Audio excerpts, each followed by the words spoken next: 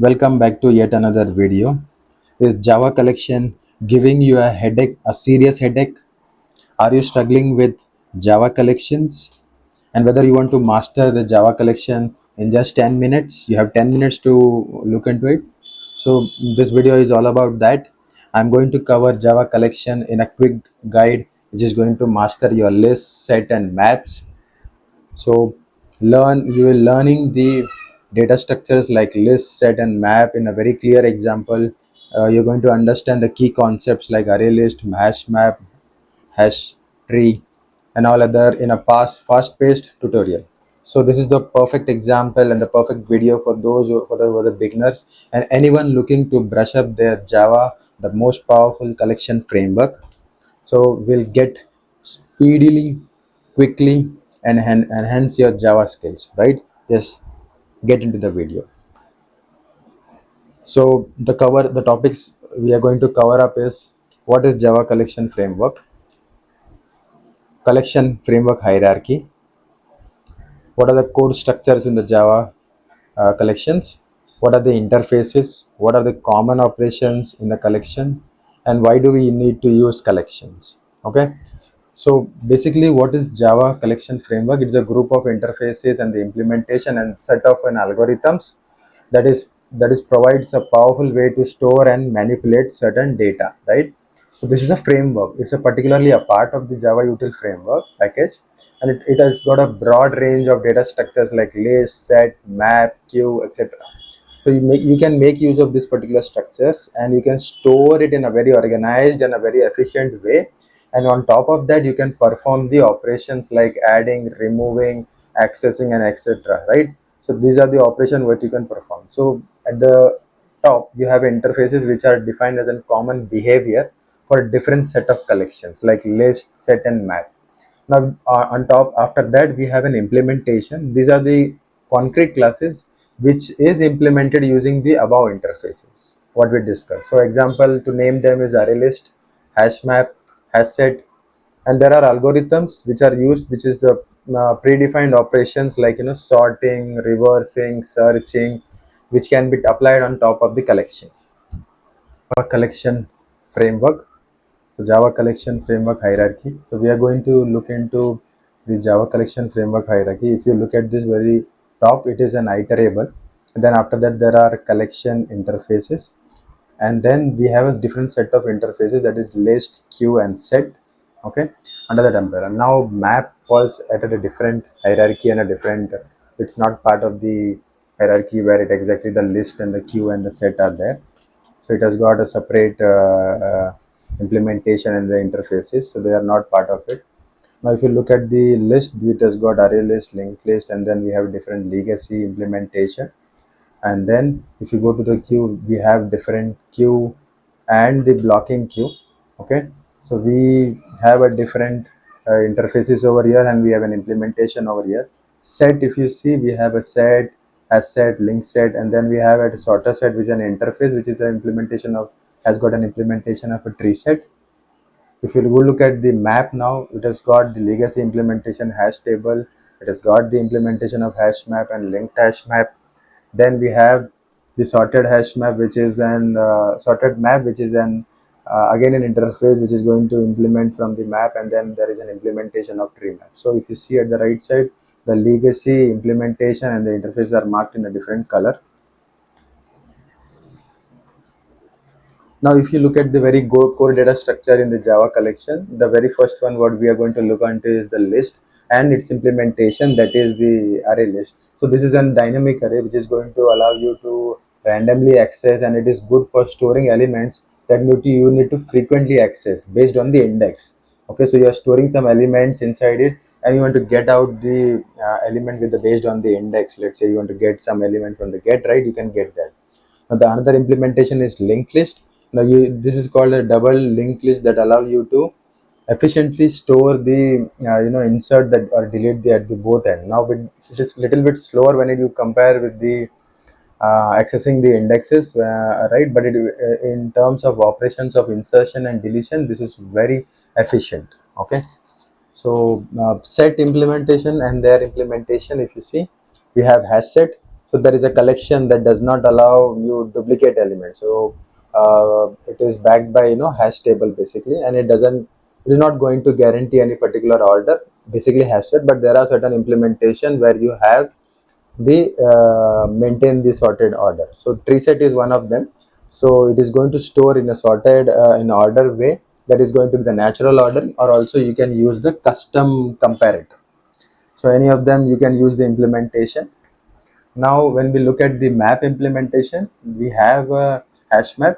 Okay, so this is going to be a key value pair where you can store your unique key and values which can be duplicate, but it is an unordered, and it is going to be allow you to faster lookup, right? So you can store your key and value inside the same element inside that, and then you can retrieve it. So, but if you want a version where you wanted to store it in a sorted order, then we have a tree map, which is going to be a natural sorting order, or you can also make it use of the comparator. So to make it as a custom sorting order. Now then comes a queue, which is a priority queue. We have an implementation. So this is going to be an elements which are stored based on the order on their natural ordering. Or basically, if you are using comparator, you can use. But it is very often we use the priority is the processing the task basically. Now we have the interfaces, the most common interfaces. These are the standard behavior of each particular collection which is going to be appearing. So at the top level we have a collection which is going to be the root of the most of the collection, and then after that we have the next set, that is list interface, which is going to extend from the collection, and then it is going to represent the order that is going to allow a certain duplicate element as well, right? It is going to be in the order. Now in the set implementation, we already discussed it is not going to allow a duplicate value, but it is going to be extended from the collection, so you will get some features from that. Map, which is going to represent the collection in a key value pair, where you will have an each unique key. Now let's look out the common operations which are there in the collection. So basically any collection, whatever you look into, right, these are the common things which will be definitely there in either you're going to add something, you're going to remove something, or either you're going to check something based on certain contents, like this element is there or not, it contains or not, what is the size of that particular element, how you can clear all the elements, how can iterate over the elements or the array list or the any collections. So here is a basic example where you have a set and you are iterating use the help of the for loop, that is a for each. Okay, and then you can print that. Now if you look at the generics of the collection, right, so it is used to specify certain type of an elements which they can hold. So this is going to be a type setty at the compile time, so that you are not going to mismatch any element in the runtime. So there is no runtime exception is going to happen, so you are going to restrict the element which is going to store with their type. So here if you try to add something as an string, let's say it is defined as an integer and you're going to store as a string, then it is going to be give you a compile error, and say it is not at a runtime, it will stop even before you run it, it will going to stop you to add it. Now why do we use collection? So basically there are three things or four things which you can make use of. One first thing is efficiency. So you have a quite optimized solution to either store something or you either manipulate something. Now let's say HashMap. If you look at it, it's an O of 1 and it has got a time complexity which is used for searching the key. So which is quite faster than searching the through an array. So instead of array, we can make use of the HashMap to search something. Now it has got flexibility, so it gives a developer or any person who is using it with a wide variety of data structures to choose and according to his need. So depending on the specific task or the performance consideration which they have taken into, they can choose for it. Now it is quite convenient when it comes to using the built-in methods. There are some common tasks like sorting, searching, filtering, which you doesn't need to do that. It is already available and you can make use of it. Now this is one important topic, that is thread safety. Now some of the common collection classes like copy on write, array list, concurrency, these are designed to be thread safe and it can be used in a multi-threading environment. So these are all concurrency packages which are introduced. Now if you look at the advanced topics, like in Java 8 there was an advanced Java Stream API which was as a functional programming which was an introduced, so which are used for processing the collections. Now it is going to allow certain operations like filtering, mapping, reducing into a clean and a readable manner. So example here, if you look out it here, we are going to filter certain even numbers based on the certain criteria, and then we are going to print it in the result, right? So this is using the for loop. So this is how we make an use of the stream API for processing or printing the element inside the array list. Now, if you look at the additional collection classes, there are DQ, stack, so which we can make use of, like let's say DQ. It is a double end queue, which is going to allow you to to add it or remove it from the both side. So in our operations, if you any other prior operation, if you see it is going to be a single operation, but here you can use from the both end. Now we have a stack which is going to be representing as in last in and first out collection. So it is going to be the implementation or algorithm underneath.